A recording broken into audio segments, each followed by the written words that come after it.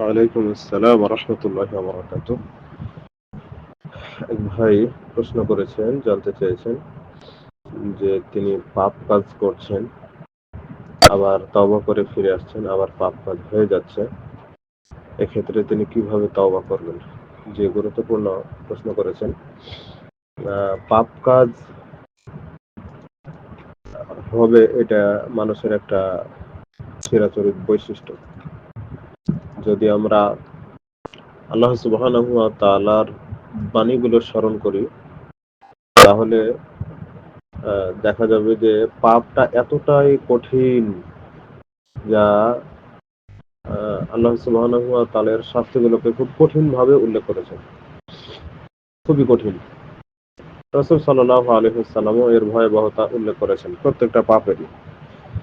তবে যে বান্দা ফিরে আসতে চায় সেই বান্দার জন্য আল্লাহ সুবহানাহু ওয়া তাআলা পথ খুলে রেখেছেন। সূরা জুমার ৩৯ নম্বর সূরা ৫৩ নম্বর আয়াতের মধ্যে আল্লাহ সুবহানাহু ওয়া তাআলা বলেছেন, কুল ইয়া ইবাদিয়াল্লাযীনা আসরাফু আলা আনফুসিহিম লা তাকনাতু মির রাহমাতিল্লাহ ইন্নাল্লাহা ইয়াগফিরুয যুনুবা জামিআ ইন্নাহু হুয়াল গফুরুর রহিম। আল্লাহ সুবহানাহু ওয়া তাআলা বলেছেন যে কুল, হে নবী আপনি বলুন, ইয়া ইবাদিয়াল্লাযীনা আসরাফু, যে হে আমার বান্দাগণ যারা নিজেদের উপরে জুলুম করেছে। হে আমার বান্দাগণ যারা নিজেদের উপরে জুলুম করেছে। তাহলে যারা নিজেদের উপরে জুলুম করেছে, যারা পাপ কাজ করেছে, তাদেরকে আল্লাহ সুবহানাহু ওয়া তাআলা বান্দা বলে উল্লেখ করছেন। লা তাকনাতু মির রাহমাতিল্লাহ, তোমরা যারা নিজেদের উপরে জুলুম করেছো, যারা পাপ কাজ করেছো, তোমরা আল্লাহ তাআলার রহমত হতে নিরাশ হয়ে যেও না। তার মানে আল্লাহ সুবহানাহু ওয়া তাআলা ক্ষমা করবেন। ইন্নাল্লাহা ইয়াগফিরুয যুনুবা জামিআ, নিশ্চয় আল্লাহ সুবহানাহু ওয়া তাআলা সমস্ত গুনাহকে ক্ষমা করে দিবেন। ইন্নাহু হুয়াল গফুরুর রহিম, আর তিনি ক্ষমাশীল, তিনি পরম দয়ালু। এই আয়াত থেকে আমরা একটি আশা খুঁজে পাই যে আল্লাহ সুবহানাহু ওয়া তাআলা অবশ্যই ক্ষমা করবেন। এখানে আশা রয়েছে। এছাড়াও কোরআনুল কারীমের মধ্যে অসংখ্য আয়াত রয়েছে যেগুলো থেকে প্রমাণিত হয় যে আল্লাহ সুবহানাহু ওয়া তাআলা ক্ষমা করবেন। এটা আল্লাহ সুবহানাহু ওয়া তাআলার গুণ, যা আমরা না জানার কারণে আমরা বিভ্রান্ত হই।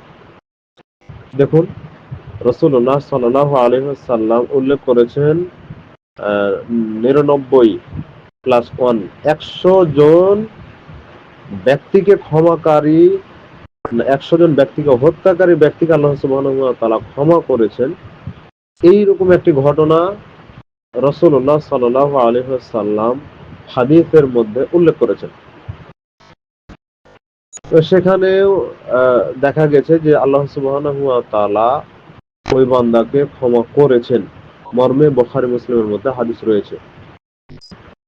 মিশকাতের মধ্যে ২৩২৭ নম্বর হাদিস দ্বারা এটি প্রমাণিত।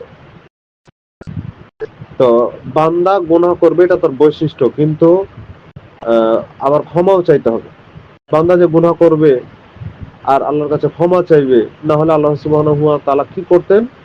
রাসূল সাল্লাল্লাহু আলাইহি ওয়াসাল্লাম সেটা উল্লেখ করেছেন যে ওয়াল্লাযী নাফসি বিয়াদিহি, সে সত্তার শপথ যার হাতে আমার প্রাণ রয়েছে, লাউ লাম তুযনিবু লাযাহাবাল্লাহু বিকুম, যে তোমরা যদি গুনাহ না করতে, ওয়াজা বিকওমিন ইউযনিবুনা, তাহলে আল্লাহ সুবহানাহু ওয়া তাআলা এমন একটা কওমকে নিয়ে আসতেন তোমাদেরকে পরিবর্তন করে, যারা গুনাহ করত, ফায়াস্তাগফিরুনাল্লাহ তাআলা, আর আল্লাহর কাছে ক্ষমাও চাইতো, ফায়াগফিরু লাহুম, আর আল্লাহ সুবহানাহু ওয়া তাআলা তাদেরকে ক্ষমা করে দিতেন।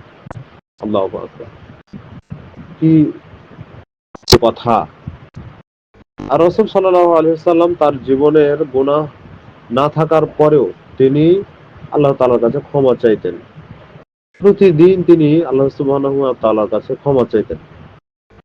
তিনি ৭০ বার আল্লাহ তাআলার কাছে ক্ষমা চাইতেন। কোন হাদিসে রয়েছে ১০০ বার তিনি আল্লাহ তাআলার কাছে ক্ষমা চাইতেন। যে হাদিস সহিহ মুসলিমে রয়েছে মিশকাতের ২৩২৫ নম্বর হাদিস, আরেকটি রয়েছে ২৩২৩ নম্বর হাদিস।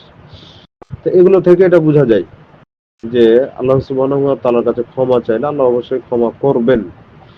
এছাড়াও হাদিস রয়েছে, রাসূলুল্লাহ সাল্লাল্লাহু আলাইহি ওয়াসাল্লাম বলেছেন, ইনজিলু রাব্বুনা তাবারাকা ওয়া তাআলা হিনা ইয়াবকা সুলুসাল লাইলিল আখির, যে সাত আসমান থেকে আল্লাহ সুবহানাহু ওয়া তাআলা নেমে আসেন প্রথম আসমানে, রাতের 3 ভাগের শেষ ভাগ যখন বাকি থাকে তখন এসে তিনি মানুষদেরকে ডাকতে থাকেন, মা ইয়াদউনি ফাস্তাজিবা লাহু ওয়া মা ইয়াসআলুনি ফাউতিয়াহু ওয়া মা ইস্তাগফিরুনি ফাগফির লাহু। কে আমার কাছে কি চাও আমি তাকে তাই দেব, কে আমাকে ডাকো আমি তাকে সাড়া দেবো, কে আমার কাছে ক্ষমা চাও আমি তাকে ক্ষমা করে দেব। 1223 নম্বর হাদিস মিশকাত। তো বুঝাই যাচ্ছে যে আল্লাহ সুবহানাহু ওয়া তাআলার কাছে চাইলে আল্লাহ সুবহানাহু ওয়া তাআলা খুশি হন। সেই জন্য খালেস অন্তরে আল্লাহ তাআলার কাছে তওবা করে ফিরে আসতে হবে। আল্লাহ সুবহানাহু ওয়া তাআলা কবুল করুন। খালেস ভাবে তওবা করে ফিরে আসেন, আল্লাহ সুবহানাহু ওয়া তাআলা অবশ্যই ক্ষমা করবেন, এতে কোনো সন্দেহ নেই। যা আমরা হয়তো বা ভুল বুঝছি যে আল্লাহ সুবহানাহু ওয়া তাআলা আমাদেরকে ক্ষমা করবেন কিনা। বনী ইসরাইলের ব্যক্তিকে যদি আল্লাহ তাআলা ক্ষমা করেন তাহলে আপনিও ক্ষমা পাবেন, আপনি এটা নিশ্চিত থাকেন।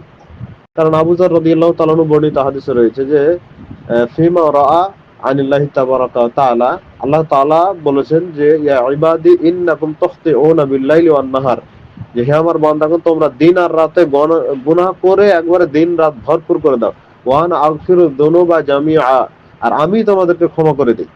তোমরা গুনাহ করো আমি তোমাদেরকে ক্ষমা করি। ফাস্তাগফিরুনি আগফির লাহুম, তোমরা আমার কাছে ক্ষমা চাও আমি তোমাদেরকে ক্ষমা করব। তাহলে আল্লাহ তো নিরাশ করছেন না, আল্লাহ তো ক্ষমা চাইতে বলছেন, ক্ষমা চাইতে থাকেন। আল্লাহ সুবহানাহু ওয়া তাআলা কবুল করুন। আমিন।